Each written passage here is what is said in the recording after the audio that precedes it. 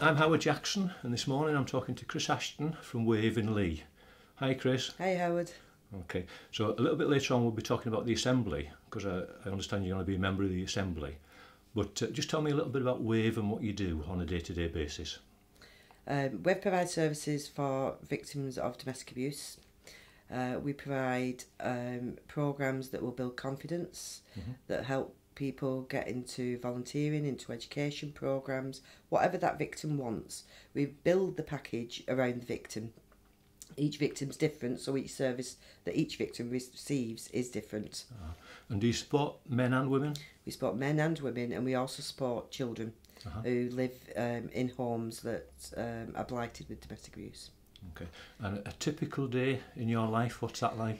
A typical day would be collecting all the referrals in the morning, whether they come from the police or social services or self-referrals at the drop-in, going out to see survivors, making sure that they've got everything they need, making sure that they've got all the correct benefits.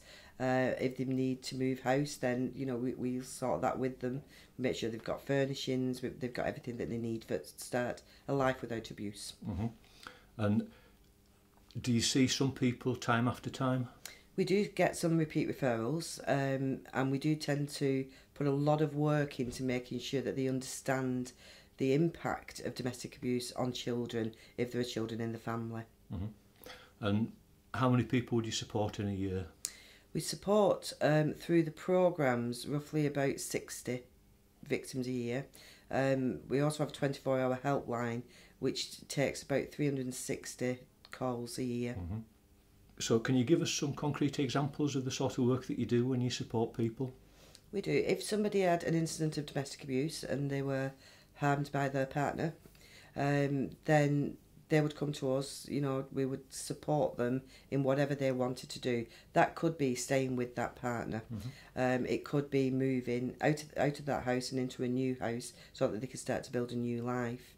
Whatever that victim wants to do, that's what we'll do with them. And in terms of percentages, do most people go back with the partner, or do most people move on? Percentages for us, most people will move on. Right. 20% of people will try to stay with that partner. And where that happens, we do try and get some work done with the perpetrator rather than just all the work being done with the victim. And in terms of the impact on children, what do you do to try and support mum or dad to make the best out of the situation? For the impact on children, we run a programme that goes through the impact of domestic violence on children so that the parents fully understand the impact of their actions on their children. And is that a lengthy process? Or? It takes roughly about 6 weeks to do the programme, and we can add to that after the 6 weeks. We review that after 6 weeks, and then we can add to it if need be. So the first programme is 6 weeks, and then you review after that? We review after that. Okay. Any successes that you're really proud of? Yeah. A couple of years ago, we had one of our survivors coming in doing one of our confidence building courses. Part of that was an aromatherapy course. And when she first came in, she would very often say, I can't do any academic courses because I'm thick, or I haven't, I'm not very clever. She went through that programme. She took the exam at the end of the aromatherapy programme and passed, and she's just now got a degree, and he's now coming back to train new victims that come through. Absolutely so brilliant. She can actually stand there and say, I have been where you've been, and look at me now. Excellent. So it can be done. Right, wonderful. Moving on to the Assembly then. You're going to be one of the founder members of the Assembly. So why do you think community or voluntary organisations should be part of the Assembly? I think we need, the voluntary and community sector need somewhere that we all come together. There are strength in numbers, and to keep battling alone, a lot of the groups in Wigan are small groups, so to come together it just gives us strength. We have strength in numbers and our voice can be heard better. We need to have somewhere where we can share good practice, where the larger groups like ourselves can help the smaller groups.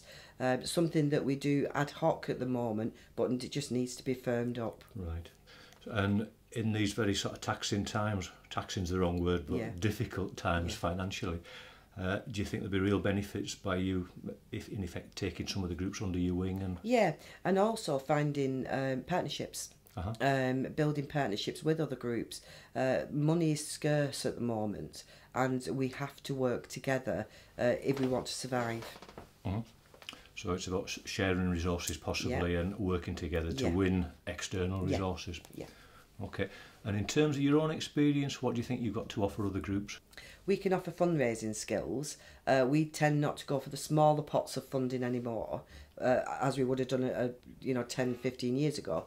But smaller groups need those small pots of funding, and we can support them to get through that. Or the larger pots of funding, or as a joint initiative, we can bring together a number of small groups and get a larger pot of funding that will keep us going through the recession. Have we got a recession? Well, you tell me.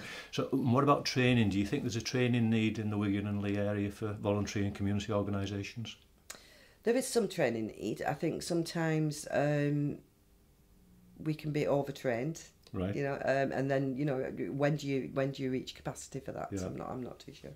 But for some groups, I would say there was a training need. Especially the new and sort of less developed groups. Yeah, I think we need to encourage new groups. I think new groups have stopped almost, and we need to encourage new groups to start. And that rebirth could start with the development of the Assembly. Yes. Okay, well, Chris, it's been brilliant talking to you. And you. Good luck for the future with WAVE, and I hope the Assembly takes off in a great way. Thank you.